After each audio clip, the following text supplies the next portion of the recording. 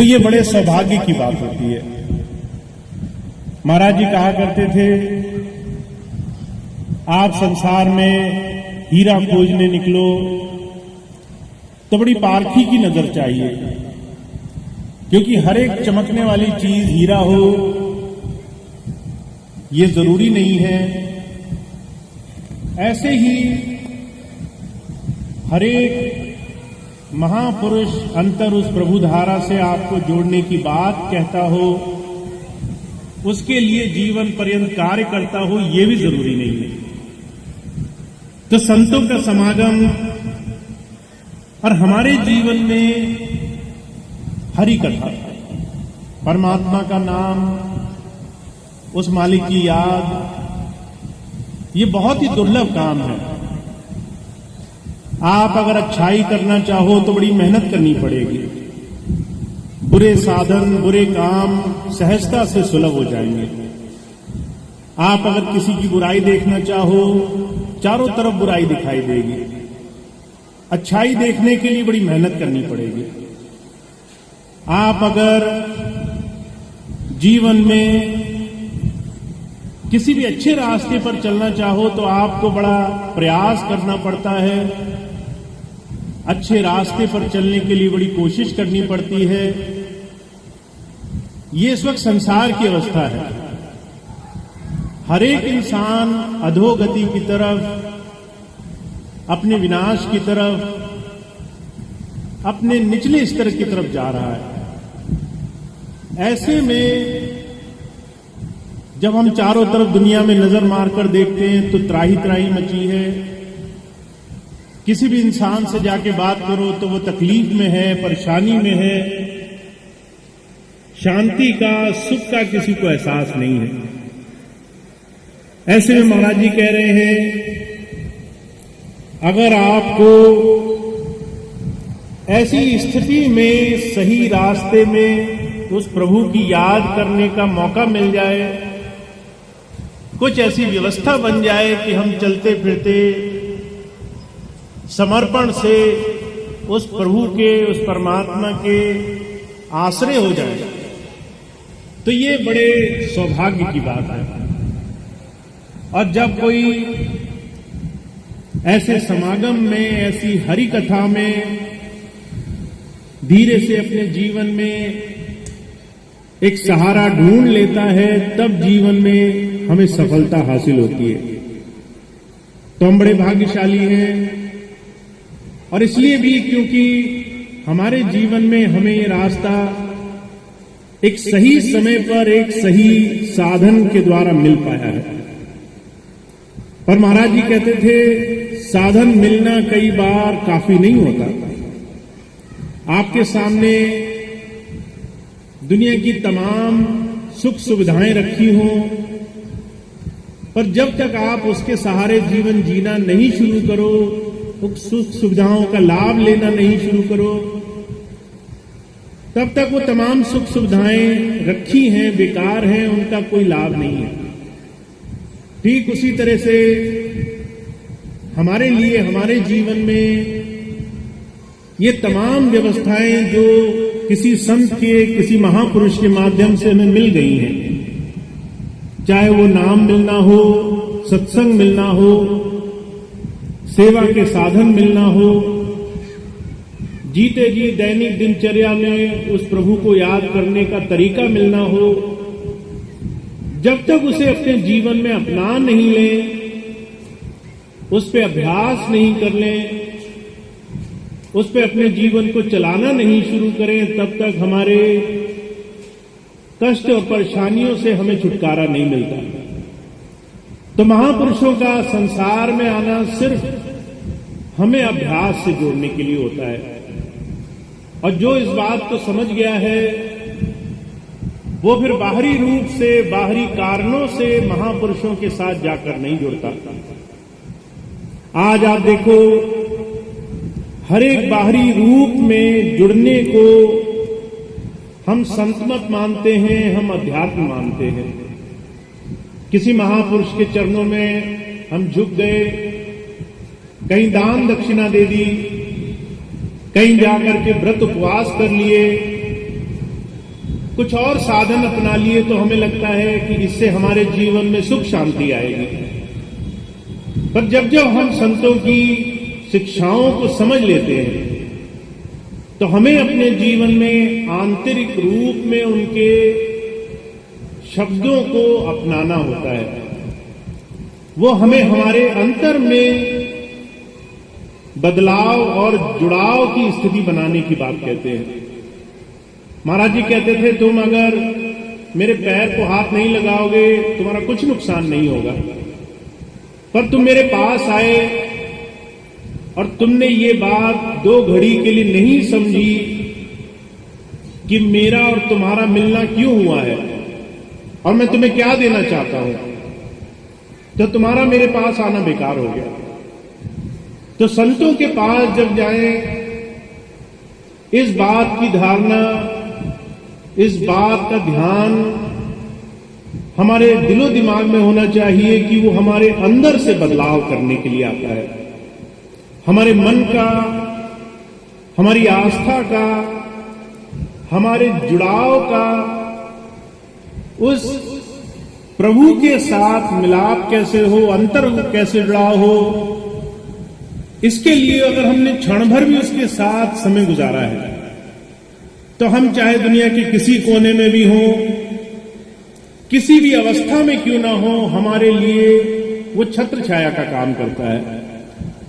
इसलिए ये बहुत जरूरी है, जिसने गुरु नाम लिया है, जो शिष्य बन गया है, जिसे गुरु की दया प्राप्त हो गई है, वो इस बात को समझने में ज्यादा समय गुजारे कि गुरु से मिलना कैसे लाभकारी होगा। हम गुरु के पास गए, कैसे लाभ मिलेगा, हमें उसे दर्शन करने का मौका मिला, कैसे लाभ मिलेगा। तो महाराज जी 2-3 आसान सी चीजें बताया करते थे।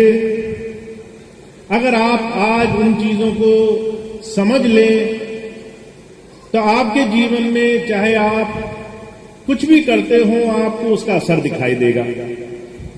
पहली चीज महाराज जी कहते थे, संतों के यहां ऊंच नीच का कोई रिवाज नहीं होता, सब एक बराबर होते हैं। कोई बड़े गंदे से कपड़े पहनकर आया है, साधारण वेशभूषा में है, वो भी उतना ही जरूरी है जितना कोई राजा महाराजा। सबके लिए एक ही साधन वो देने के लिए आते हैं, कोई ऊंच नीच नहीं है, वो बराबर है। इसलिए महाराज जी कहा करते थे, जब कभी भी किसी महापुरुष के दर्शन करने जाओ तो नजर नीची मत रखना, आंखों में आंखें डालना और प्रार्थना करना। अगर नजर नीची हुई तो मन विषयों की तरफ भागेगा, आप छोटी छोटी चीजें मांग के चले आओगे। कभी कहोगे कि मेरी तकलीफ है, शरीर दुख रहा है, कभी कहोगे मेरे मुकदमे चल रहे हैं, और ये तमाम चीजें जब हम मांगते हैं, एक जो बड़ा बहुत भारी मौका हमें मिला है उसे हम बहुत हल्के में, बहुत ही साधारण रूप से गुजार के चले आते हैं। तो महाराज जी तो बहुत जोर देते थे कि भाई आप संतों के पास चले गए, उनके शरीर को, उनके पैरों को, उनके चरणों को हाथ लगाने से वो सुख नहीं मिलेगा जो उनसे प्रार्थना करने में मिलेगा। आंखों में देखना और प्रार्थना करना पहली चीज। दूसरी चीज महाराज जी कहा करते थे, समर्पण होना चाहिए। अगर आप थोड़ी देर भी वहां गए हो तो ध्यान भटकना नहीं चाहिए। आज हम देखते हैं लोग गुरुजी के पास जाते हैं, लगातार फोन में लगे रहते हैं, इधर फोन आया, उधर फोन आया, बीच बीच में दूसरी व्यवस्थाओं में लगे हैं। अगर थोड़ी देर सेवा करने चले गए तो वहां भी दुनिया की चर्चाएं, राजनीति, ये वो बातें चल रही हैं। तो अगर आप थोड़ा सा भी समय लेकर जाओ, जरूरी नहीं आज का ये बड़ा सुंदर समागम है बाराबंकी में। आज यहाँ पर इतनी सुंदर व्यवस्था सत्संग की इस भव्य प्रोग्राम के रूप में की गई है। संतमत का रास्ता ध्यान अडिग रहना चाहिए। उनकी सारी बात सुनो, उनकी सारी बात को गांठ बांध लो, ध्यान उन्हीं की तरफ रखो, ख्याल उन्हीं की बातों में लगा के रखो, तो इतना ज्ञान मिलता है जितना आपको 1000 प्रवचन और अनगिनत पुस्तकों के पढ़ने के बाद भी नहीं मिलता। तो लाभ तब है जब हम समर्पण से किसी महापुरुष के पास जाते हैं और हमारा 1 मिनट, आधा मिनट, 1 क्षण जो भी हो, हमने पूरी श्रद्धा भाव से उनकी तरफ दे दिया हो। जब आप इस धारणा से किसी महापुरुष के पास जाएंगे, चाहे आप महीने में 1 बार मिले, चाहे आप साल में 1 बार मिले, अगर वो धारणा पक्की है तो वो ध्यान आपका कभी छूटेगा नहीं। आपका ख्याल उस एक पल के मिलाप से, गुरु के चरणों में उसके साथ जुड़ने से, उस एक पल का लाभ ज्यादा होगा बजाय हजारों बार किसी तीर्थ और किसी बड़े से बड़े पुण्य कर्म करने को। तो महाराज जी कहते थे, दूसरी बात, जब किसी संत के दर्शन के लिए जाओ, ध्यान अडिग रहना चाहिए। तीसरी बात महाराज जी कहते थे संतों की बात बड़ी टेढ़ी मेढ़ी रहती है, सीधी बात कभी नहीं कहते। आप उनसे कहने जाओगे मेरा काम बन जाए, हो सकता है वो कुछ और ही बोल बैठे। कारण सिर्फ एक है, जब हम जाते हैं संत के पास तो ये सोच कर जाते हैं कि हम अच्छा जानते हैं अपने लिए, पर जब संत हमें देखता है वो कहता है कि इसके जीवन में बहुत कुछ है जो इसे अभी तक अंदाजा भी नहीं, जो इसे मिल सकता है, जिससे ये अपने जीवन में सारे काम एक क्षण भर में पूरा कर सकता है। तो महाराज जी कहा करते थे, अगर गुरु शिष्य की मांग के हिसाब से उसे देने लगे तो शिष्य को हर बार पलट पलट के आना पड़े, और अगर अपनी एक दया मेहर की नजर से कुछ उसे दे दे तो एक बार मिलना, एक बार आना काफी होता है। तो महाराज जी एक बात कहा करते थे कि जब भी आप गुरु के पास जाओ, संत के पास जाओ, आप उसकी बात को गांठ बांध लो। उसकी बात चाहे कैसी भी क्यों ना हो, कहीं ना कहीं उसी बात में हमारे जीवन का सही रास्ता छुपा है। उसी बात से हमारे जीवन में बदलाव होना है, उसी बात से हमारे जीवन में परिवर्तन आना है। कई बार मैं ऐसे लोगों से मिला जो बहुत कोशिश करते हैं कि हमें जो रास्ता हमने पढ़ लिख रखा है, हम जानते हैं, हम पहले से सोच के आए हैं, वही चीज हमें मिल जाती है। और इतना तमाम चीजें सोचने के बाद भी जब वो बात नहीं बनती तो उन्हें बड़ी परेशानी होती है। वो बार बार कहते हैं कि हमने तो ये काम मांगा था, ये काम भी पूरा नहीं हुआ। पर वहीं पर उनके जीवन में अगर 1000 चीजें सुलभ हो जाए, 1000 परेशानियां दूर हो जाए, जीवन की 1000 परेशानियों का इलाज उन्हें मिल जाए, तो वो लाख कोशिश करके भी उन तमाम चीजों को उसका आकलन नहीं कर सकते, उनका मूल्यांकन नहीं कर सकते। तो महाराज जी कहा करते थे कि जो संतों की वाणी है, उनके जो वचन है, उनमें बहुत बड़ा राज छुपा होता है। और जब हम गुरु की बात को, एक महापुरुष की बात को जीवन में आचरण में लाने की कोशिश करते हैं तो बहुत बड़े बड़े बदलाव हो जाते हैं। तो बहुत कुछ करने की आवश्यकता नहीं है। प्रभु भक्ति का, संत मत का रास्ता बड़ा सहज मार्ग है, इतना आसान रास्ता है जितना आसान दुनिया का कोई रास्ता नहीं हो सकता। पर जब जब हम अपनी पीठ पर सारा बोझ उठा करके अपने तरीके से साधन करने की कोशिश करते हैं, तब हमारे लिए ये दुनिया का सबसे मुश्किल काम बन जाता है। महाराज जी एक छोटा सा आकलन किया करते थे। कहते थे अगर तुमने ट्रेन की रेलगाड़ी का सफर करना है, खूब सारा सामान घर से लाए हो और उसको सर पे उठाकर घूम रहे हो, वो बोझ तब तक तुम्हें तकलीफ देगा जब तक वो तुम्हारे सर पर है। अगर तुम एक बार ट्रेन पर बैठ गए, अभी तुम्हारे ऊपर है, तुम्हें जिस लक्ष्य तक जाना है वहां तक सामान सर पर ढोकर ले जाओ, या उस ट्रेन पर विश्वास करके सामान अपने पास रख लो और अपना बोझा उतार लो। संसार में गुरु के, महापुरुषों के सानिध्य में आने के बाद हमारा जीवन, हमारा जो लक्ष्य है वो बिल्कुल रेलगाड़ी के सफर की तरह हो जाता है। अभी हमारी मर्जी है हम समर्पण करके अपना बोझा नीचे उतार दें, या मनमुखी बन करके अपना बोझा ट्रेन में बैठने के बाद भी सर पर उठाकर रखें। तो महाराज जी कहा करते थे संत मत बड़ा सहज रास्ता है। गुरु की, महापुरुषों की बड़ी आसान बातें, सहज बातें हमारे जीवन में हमारे तमाम तकलीफों, परेशानियों का, हमारी तमाम समस्याओं का हरण कर लेती है। साथ साथ हमें जीवन में हर एक तरीके से विकास और बढ़ाई के रास्ते पर लेकर जाती है। पर यह होता कब है? जब हम समर्पण से, गुरु की बात मानने से और गुरु की दया, उसकी सही मायनों में प्रार्थना करने से उसकी दया मेहर प्राप्त करने के लिए उसके पास जाते हैं। तो महाराज जी ने 2-3 बात बड़ी सहज कही हैं। मैंने देखा बहुत से लोग हैं जो सहजता से बहुत कुछ पा लेते हैं और कई बार जानकार बनकर सालों साल भटकते रहते हैं, उनको कुछ भी हासिल नहीं होता।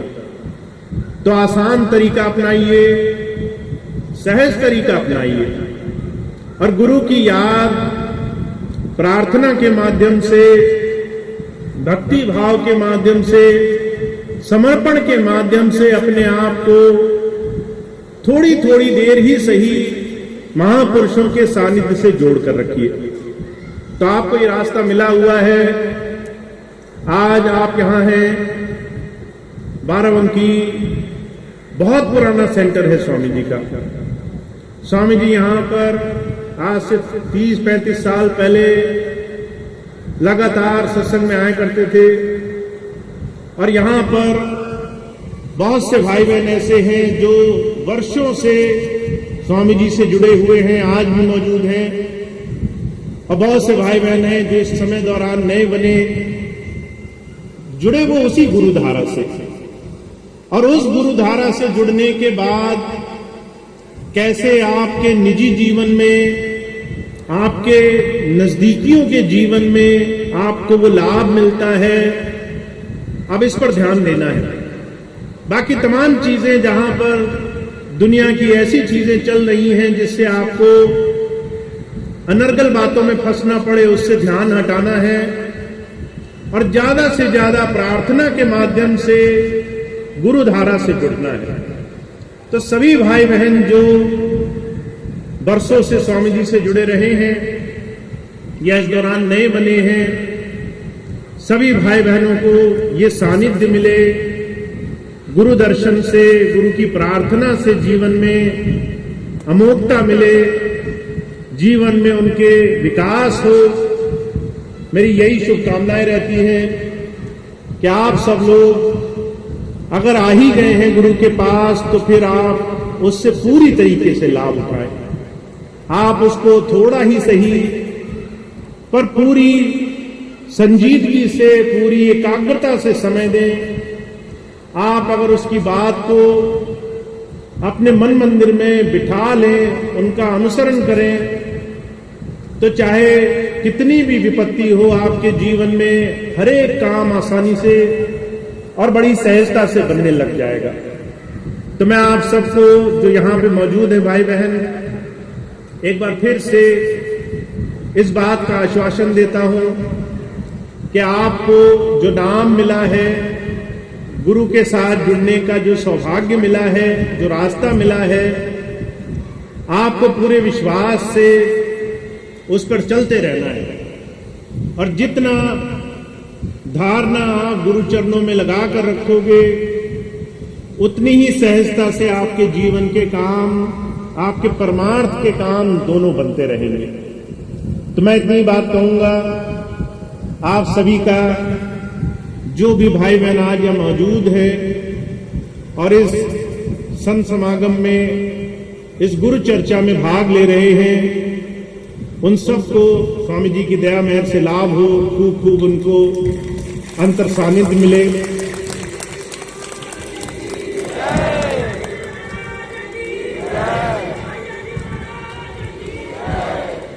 अब इसके बाद आज का ये प्रोग्राम बाराबंकी में जो यहाँ पर सभी प्रेमी भाई बहनों ने, सेवादार भाइयों ने खूब प्रेम से कराया है,